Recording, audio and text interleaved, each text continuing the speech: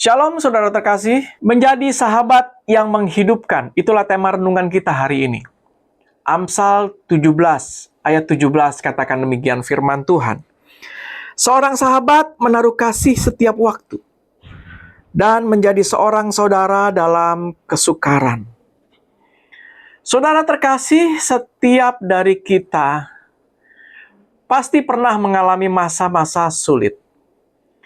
Dan di saat seperti itu, kehadiran seorang sahabat sejati terasa seperti setetes air di padang gurun.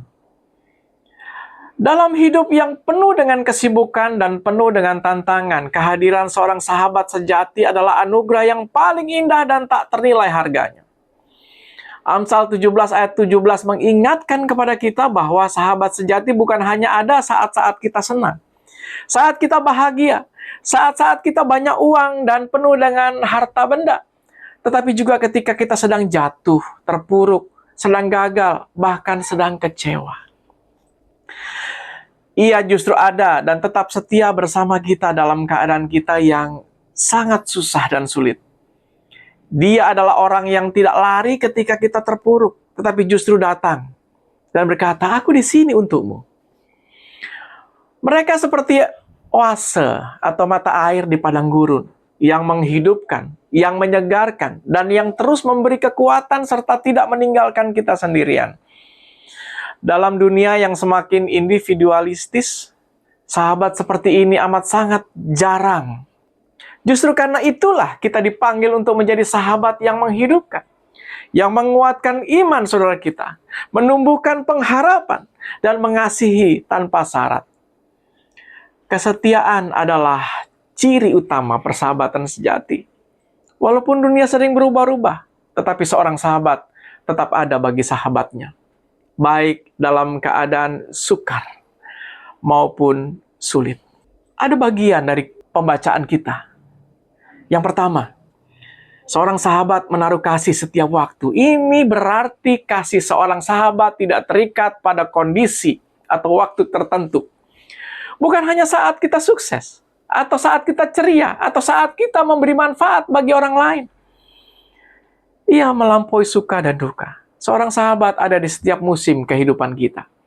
Apakah kasih kita kepada teman-teman tetap setia, bahkan di saat mereka tidak sempurna, bahkan di saat mereka melakukan kesalahan? Yang kedua, dan menjadi seorang saudara dalam kesukaran. Ini adalah inti dari menghidupkan. Dalam bahasa asli, kata saudara di sini memiliki konotasi keluarga. Hubungan yang sangat erat dan tidak terpisahkan.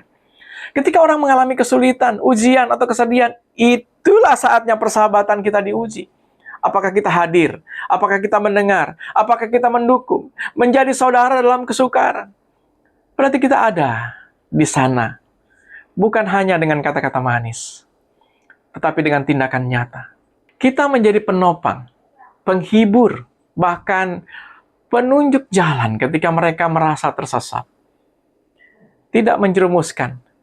Dan ia rela menegur sahabat dengan kasih, walaupun harus disalah mengertikan. Mendorong sahabatnya semakin serupa dengan Kristus.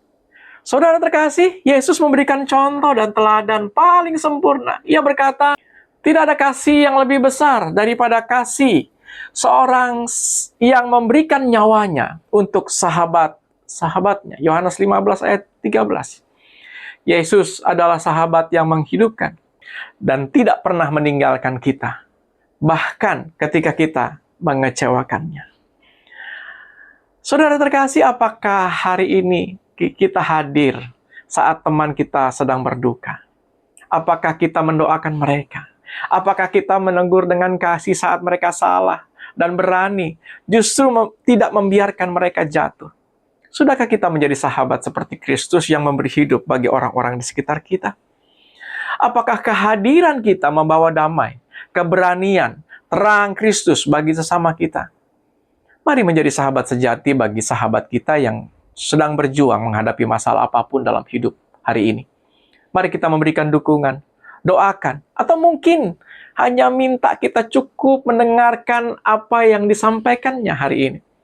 Karena lewat persahabatan yang tulus, kita dapat menghidupkan orang lain.